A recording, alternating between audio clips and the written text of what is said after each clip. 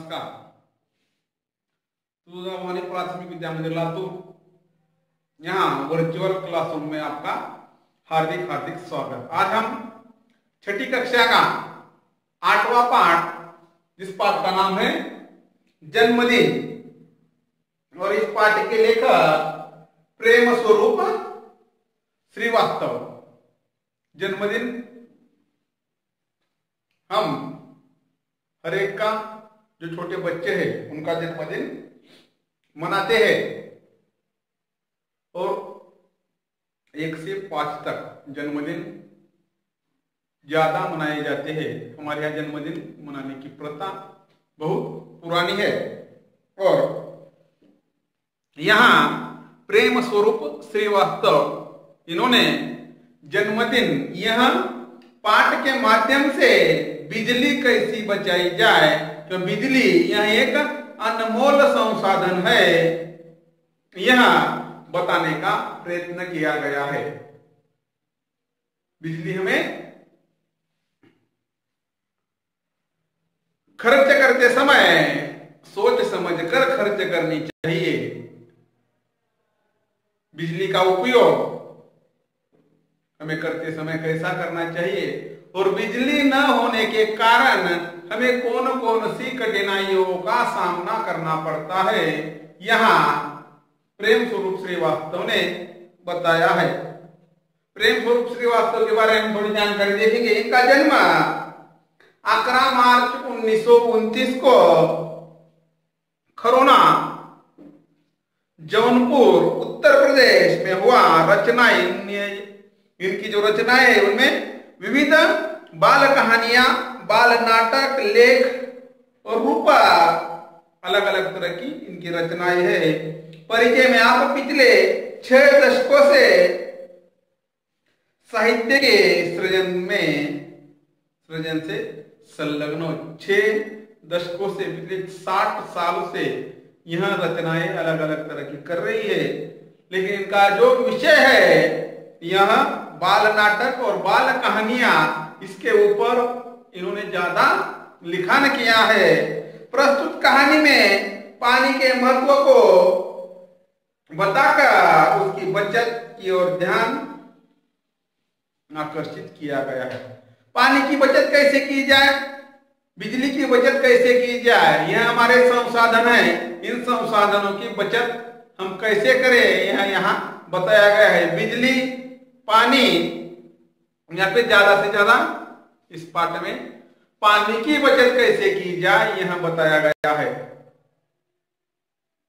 हम पानी की बचत कैसे कर सकते हैं, या पानी की बचत न करने के बाद हमारे सामने कौन कौन सी कठिनाइयां आएगी, या कौन कौन सी कठिनाइयों का हमें सामना करना पड़ेगा, इसके बारे में इस पाठ में बताया गया है।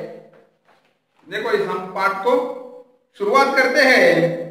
गर्मी पड़ने लगी थी, धीरे धीरे उसके तेवर तीखे हो चले, सूरज आग बरसाने लगा, मगर इन सबसे बेखबर बबलू अपने में ही मस्त था। उसे बाथरूम में घुसे आधा घंटा हो चुका था। शावर के नीचे उसकी धम्मा चौकड़ी मची हुई थी। कभी तो वह शावर के साथ नल की भी टोटी खुली कर देता। अंत में माँ को ही चिल्लाना पड़ा, बबलू क्या इस तरह पानी बर्बाद कर रहे हो? माँ, मैं ऐसा कुछ भी नहीं कर रहा हूँ, मैं तो बस नहा रहा हूँ। इस गर्मी में मेरा मन तो कहता है कि घंटों नहाता रहूं, बबलू बोला। यह बबलू एक छोटा बच्चा, जिसकी उम्र तुम्हारे समान में होगी, 10-11 साल का वो बच्चा, वह नहाने जाता है। और नहाने जाने से पहले गर्मी पड़ने लगी थी। अभी ठंडी का मौसम है, ठंडी के मौसम के बाद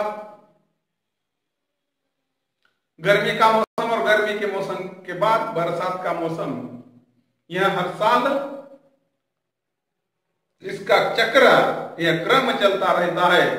और गर्मी पड़ने लगी थी, धीरे धीरे उसके तेवर तीखे हो चले थे।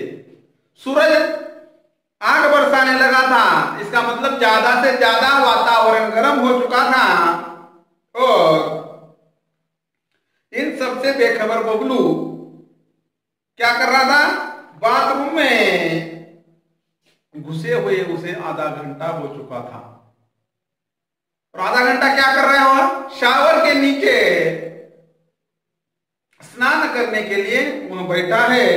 कभी कभी वह शावर के साथ नल की टोटी भी चालू कर देता और उसका भी पानी वह वेस्ट करता था, उसका दुरुपयोग करता था। अंत में मां ने जब चिल्लाया, बाहर आओ, क्यों पानी बर्बाद कर रहे हो, तब वह बोला, मैं कहां पानी बर्बाद कर रहा हूं और मुझे नहाने में बहुत मजा आता है।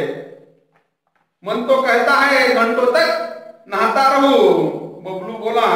बबलू की इस आदत से उसके माता पिता दोनों परेशान थे। वह महज कहते समय देर तक पानी बहाता रहता।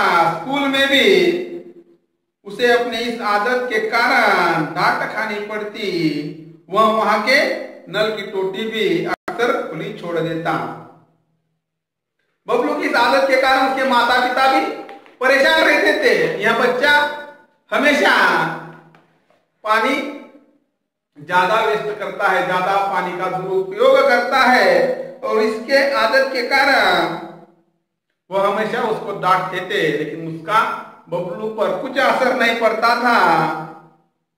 वो देर तक पानी बहाता, कभी टूटी खुली छोड़ाता और जैसा घर में वो बर्ताव करता था वैसा ही बर्ताव उसका स्कूल में भी था।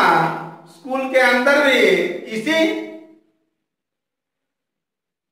आदत के कारण उसे डांट खानी पड़ती। अक्सर स्कूल की भी टोटियां वो खुली छोड़ देता। एक पानी की बात नहीं, बिजली के साथ भी यही होता।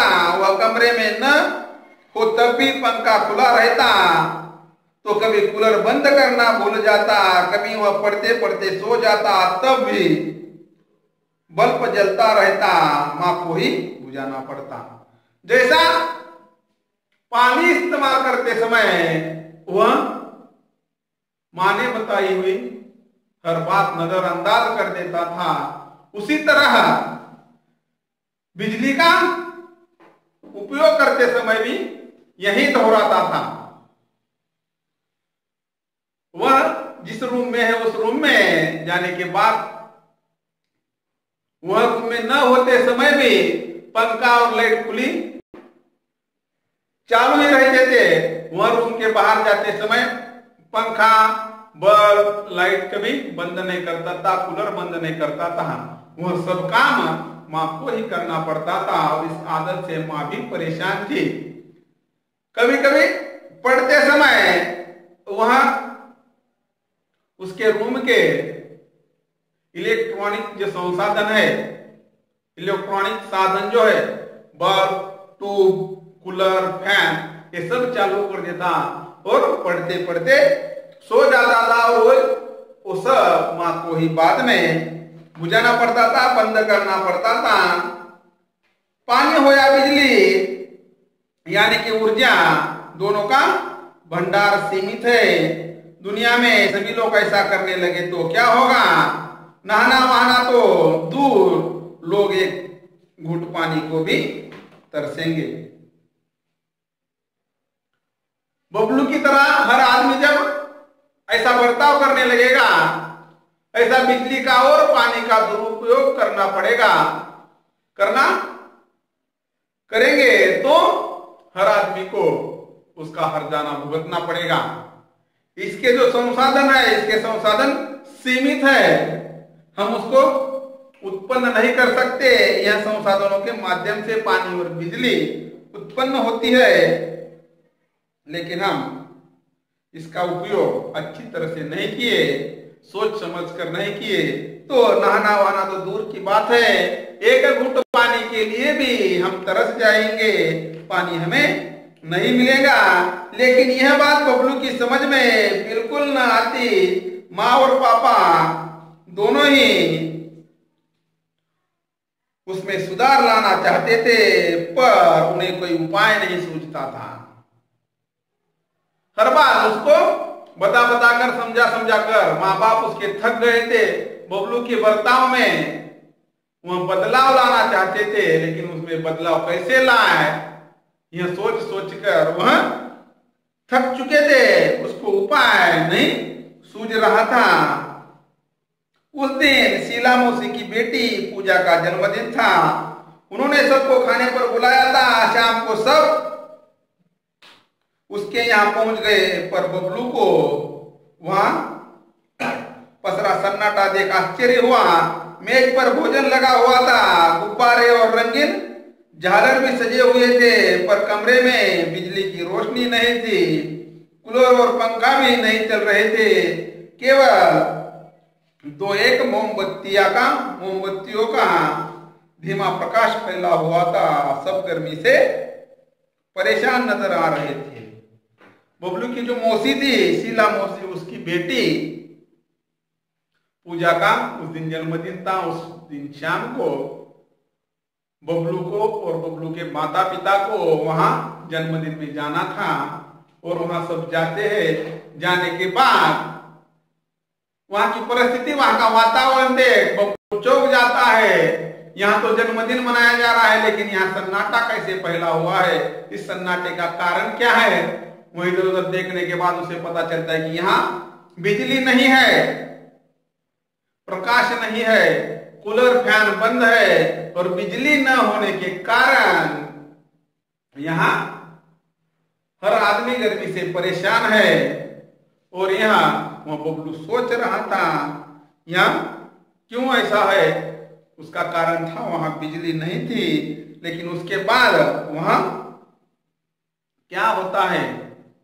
बिजली न होने के कारण बबलू को कौन कौन सी परेशानियों का सामना करना पड़ता है, और उसके बाद बबलू क्या सीख लेता है, और उसमें क्या बदलाव वह करना चाहता है, वो हमें अगली तासिका में देखना है। धन्यवाद।